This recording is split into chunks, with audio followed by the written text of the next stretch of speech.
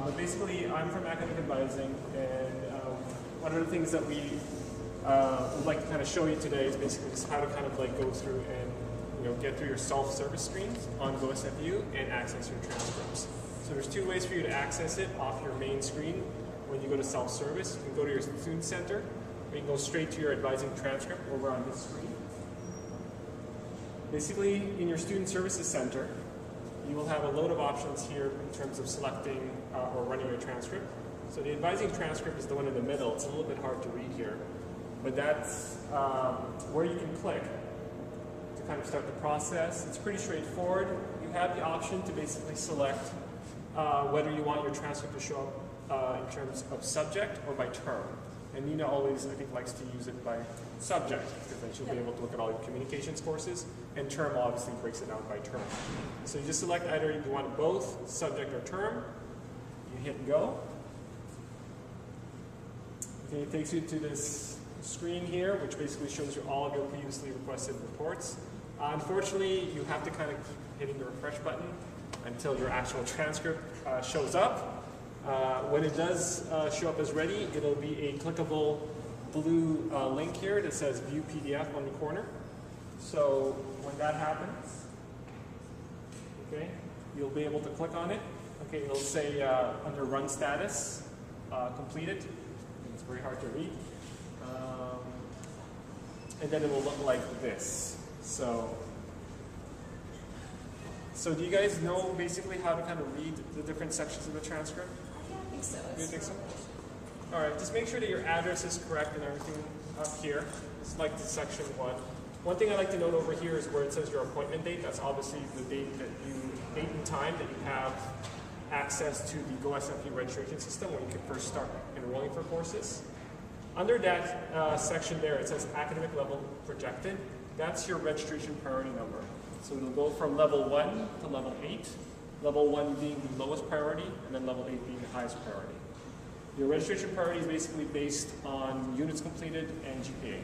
So the more units you take per term, the higher GPA, the quicker that number rises. So 8 would be obviously the highest number you get. These are all of your unit totals, so just pay attention to your SFU units versus your transfer units, that kind of thing. Obviously, the 2 GPAs that are calculated off the bat are your cumulative GPA, which is the average of everything.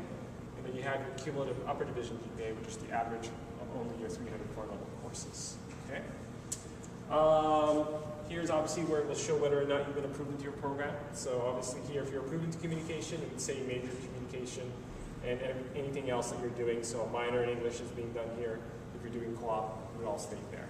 Okay. And here it would state the admit term. So the admit term is kind of important. That basically tells you which academic calendar you should be using to kind of find out your graduation requirements, right? So if you were admitted in, this year, 2009, fall 2009, your academic calendar is the 09-10 calendar. Okay. Where do you find those calendars from years gone by? From the years gone by, you can go to the students.sfu.ca/calendar website, and basically there's an archived calendars link that you can access. So very good question. Good question. Good question. So the other sections should be more or less pretty straightforward. One thing to note is your FAL and FAN. So hopefully you've kind of figured out if you have your FAL and FAN. They will be noted in the transfer courses section here, whether you come from college or high school. You do need to have FAL and FAN completed within your first, or it has to be on your record, within your first 3 terms at SFU. If not, you may be in danger of getting hard blocked for future enrollment. If you did sort your transcript by term, you can get basically your courses that you registered for and the grades once you've completed them noted down here in these sections, and it will calculate for you your term GPA and your C GPA. One thing to note about the calculations for the term and the C GPA is the repeats. The repeats are a little bit tricky. When you repeat a course, it will show either as EXCM or REIG. EXCM means excluded, REIG is included. It's not supposed to calculate the term GPA or recalculate the term GPA when you repeat a course, but it actually does. So your term GPA may look a little bit off, but your C GPA should be correct. So just something to note when you repeat a course. And this is just an example again of the transcript showing it by subject. So you can see here all of your communication subjects. It does calculate your communications GPA, which is important for your graduation, so it is something that is considered. You need a 2.0, I believe, to graduate. So just pay attention to that. It does calculate your cumulative communications GPA and your cumulative and your upper division. All right. So any questions about the advising transcript? Okay. The other exciting thing you can run off your student center is your degree progress report. Have any of you heard about this? Yeah, I noticed. You noticed? Okay, yeah. So degree progress report is a way for you to basically kind of find out where you are at this point in time in your degree progression. So again, you can either access it through your Student Services Center, or you can go to the View Degree Progress Report off the GoSFU self-service page right there. So off your Student Services Center, which is probably the easiest way to do it. Okay, again, you have to go through the advising transcript link right here. And when you click on that link, you'll again see this page, okay? What you'd want to do in terms of running a degree progress report is under report type, you click on degree progress report. So pretty straightforward, okay? You hit go. So you have a couple of options when you click here. You have advising transcript and you'll have degree progress report. So pick degree progress report. All right. And it'll basically pop it out for you. You don't have to do anything else. If you want a PDF format that you want to print out, you just basically click this button.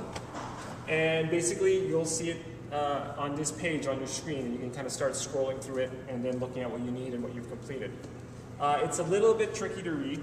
If you haven't completed a requirement, it'll basically break it down from like the degree level down to the plan level.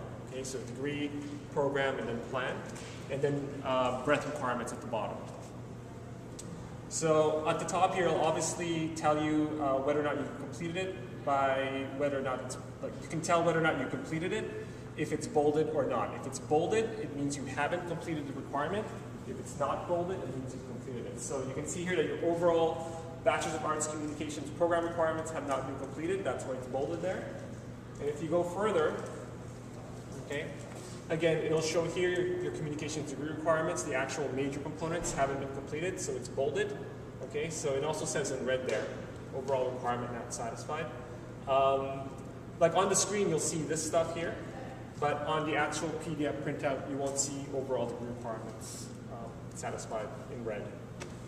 So you'll see here the minimum 120 units have not been met. Again, it's still bolded. And again, you're writing quantitative requirements here, okay? So you can see the students' writing upper division requirements haven't been met, okay? The writing lower upper division requirements, they have one. I'm not sure if you can tell if that's bolded or not, but that's not bolded. So they have that one. And the quantitative looks like they haven't been met yet, but they have QB, the degree progress report is your breadth requirements. So here again, it'll basically do a checklist for you to find out whether or not you've met the breadth social sciences, the breadth humanities, the breadth sciences, and that undesignated breadth that we've talked about. So you can see the student here, overall requirements not satisfied, but their breadth requirements looks like they're all good for it. You can run your degree progress report at any time. So you can basically find out any time during your academic career where you're at in terms of your progression in communications. There is an option that you can also pursue in the program where you can run basically a course what if. So if you're interested in taking, I don't know, like Physics 101 and seeing how that works with your program, you could punch it in Physics 101 using the course what if option, and then it'll show you how that's going to fit in for your breadth requirements and that kind of thing. Yeah. So you guys have that option. Nina has more advanced options, which you can also look at and actually change your entire program and do a course projection that way. But you'll have to see an advisor to run those programs. But I'm going to assume you guys want to say anything.